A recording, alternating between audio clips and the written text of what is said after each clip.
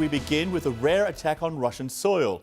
Two groups of pro-Ukrainian Russian fighters, known as Freedom of Russia Legion and Russian Volunteer Corps, say they liberated a settlement in the Belgorod region, which sits along the border with Ukraine. The attack left 8 people injured and a number of buildings damaged from shelling. Ukrainian officials insisting neither group is directly linked to the government in Kyiv and say both are acting independently. A spokesman for the Kremlin says security forces are working to find what he called a sabotage and reconnaissance group, and claims the attack was meant to divert attention away from Russian forces claiming victory in the battle for the eastern Ukrainian city of Bakhmut. Over the weekend, the head of the Russian mercenary group Wagner claimed his fighters had taken the city and would hand it over to the Russian military on Thursday. More details now from CNN's Fred Pleitgen.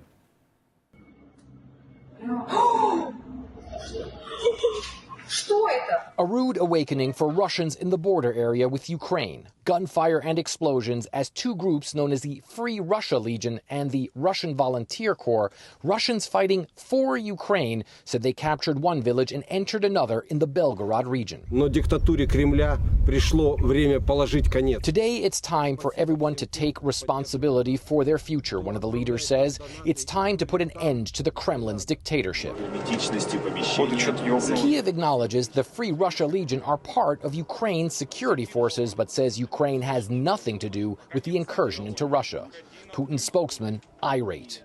The purpose of the Ukrainian sabotage in the Belgorod region is to divert attention from the situation in the Bakhmut direction, he said.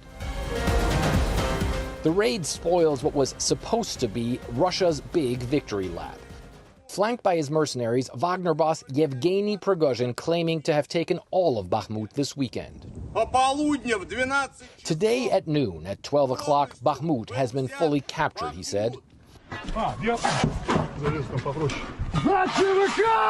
Shortly after, Russian social media channels filling with pro-Wagner propaganda. Mercenaries screaming victory and celebrating with champagne showers. But Ukraine's deputy defense minister quick to deny the Russian claims. The Ukrainian armed forces retained control of certain industrial facilities and private houses in the southwestern area. From the air and from the ground, Bakhmut looks apocalyptic. Any strategic value the town may have had for the Kremlin laid to waste. Ukraine's forces already fighting back, making what they say have been significant gains. North and south of Bakhmut taking swathes of land back quickly. Bakhmut was supposed to be both strategic and symbolic for Russia in its fight for control of East Ukraine. But Wagner says their forces will withdraw on May 25th after months of ferocious fighting and countless dead. The city will be placed under Russian military control, whose commanders have done more withdrawing than advancing recently. Liam Collins is a retired US Army colonel who's now a permanent member of the Council on Foreign Relations. He's also the co-author of Understanding Urban Warfare. Thank you for joining us. You're welcome. So there have been similar, if not more limited, smaller attacks carried out by these pro-Ukrainian, anti-Putin Russian fighters. But is this one, the more recent one, is it significant? And is it a step up from previous attacks? And how serious should they be taken when a spokesman tells CNN they want to, quote, liberate our motherland from the tyranny of Putin? Yeah, in terms of the conflict in Ukraine, it's not going to significantly impact the tactical or the operational fight there. But in terms of Russia, I think it is somewhat significant. I mean, this is a sizable attack by Russian citizens on Russian territory. So Putin doesn't have the firm grip of his populace that he would like the world to believe. But until they can repeat this and demonstrate that they're able to do this repeatedly, then it's not really going to impact the fight. They've got to do it repeatedly for Russia to divert combat forces from Ukraine to their border.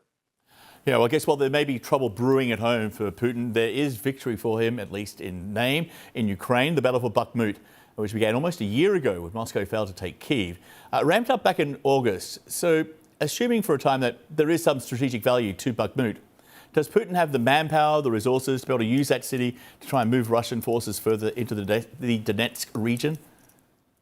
No, I mean, absolutely not. I mean, this is a city that really has little tactical and no strategic value. No doubt Putin will try to sell this as a win, but I don't think his own populace believes that it's the success that they're trying to sell it as. And if you look at it, really, it's an unmitigated disaster for the Russians, right? As you mentioned, it took them 10 months of heavy fighting just to take this, right, really small city of little tactical value. And in that process, right, lost 10, probably hundreds, maybe thousands of soldiers at the expense of great ammunition that's not easily replaced. So really, I mean, their ability to launch and move forward from this is very debatable based on how much it took just to take this and how long it took to take it. I want you to listen to the Ukrainian president. He was taking questions from reporters over the weekend at the G7 summit. Here he is.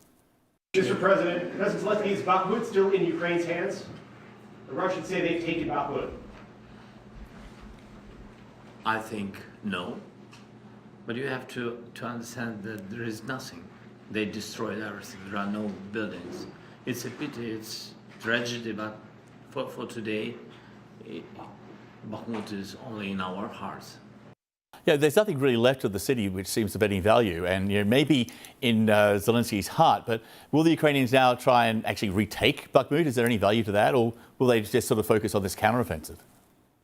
Yeah, I mean, Ukraine's shown throughout the war, I mean, they will attack at the time and place of their choosing because they are a much smaller military and do that very effectively. So they defend where they can. They give up territory where they must to preserve combat power to fight another day. And they've done that effectively throughout. So they won't retake what is left of Bakhmut unless, right, they feel that there's a strategic position to do that. But I wouldn't expect them to do that because I think they're going to launch the counteroffensive in other locations where the Russians aren't where their combat power is not massed.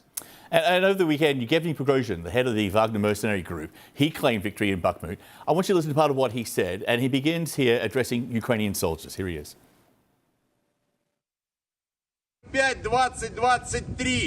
Without sarcasm, your guys fought bravely, fought well.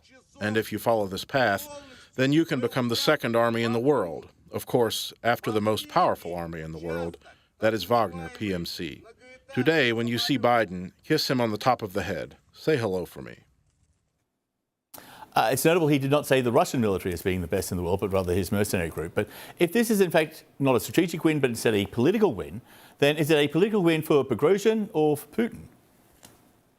Yeah, again, it'd be hard to sell this as a political win for Putin at all. If anything, it's for Prigozhin. He could try to sell it as a win, but then again, this just shows the dysfunction in the Russian military, that you have this private army that arguably fights better than the Russian military and all the conflict that's causing with him and the generals. And so it really shows the lack of unity among the Russian command. And also, Prigozhin seems to be using this as some kind of springboard to, I don't know, setting himself up as an heir apparent to Putin. Is that how it's being read?